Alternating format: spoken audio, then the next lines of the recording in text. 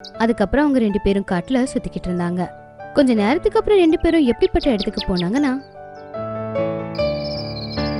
அங்க நிலாவோட வெளிச்சம் விழல அப்படிங்கறதுனால இருட்டு ரொம்ப அதிகமா இருந்துச்சு.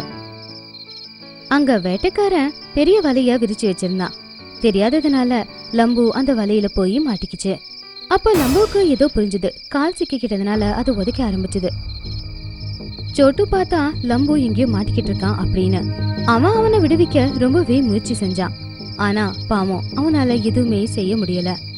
அந்த வலையில இருந்து லம்புவை கொஞ்சம் கூட காப்பாத்த முடியல. சோட்டு, இந்த வலையிலிருந்து நீ என்ன காப்பாத்த முடியாது. சீக்கிரமா போய் யாராச்சும் இருந்தா கூட்டிக்கிட்டு வா. வேட்டைக்காரன் இங்க வந்தா அவன் என்ன தூக்கிட்டு போயிடுவான். அதை கேட்டு சோட்டு பயந்து போயிட்டான். அப்புறம் சொன்னா, நீ கவலைப்படாத லம்பு, நான் இப்போ யாராச்சும் கூட்டிக்கிட்டு வரேன் அப்படின்னு சொல்லிட்டு சோட்டு அங்கிருந்து கிளம்பினான். உதவி கேட்கறதுக்காக அவன் வேக வேகமா அங்கிருந்து போனான். கொஞ்ச நேரத்துக்கு அப்புறம் யானை அவனுடைய கண்ணுல பட்டுச்சு.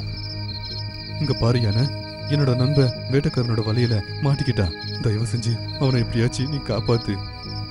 சும்மா இருறா, எப்ப பார்த்தாலும் இப்படியே போய் சொல்லிக்கிட்டே இருக்கிறது. ஆனா இன்னைக்கு நான் போய் சொல்லல, என்ன தயவு செஞ்சு நம்பு. உன் மேல எனக்கு நம்பிக்கை இல்ல.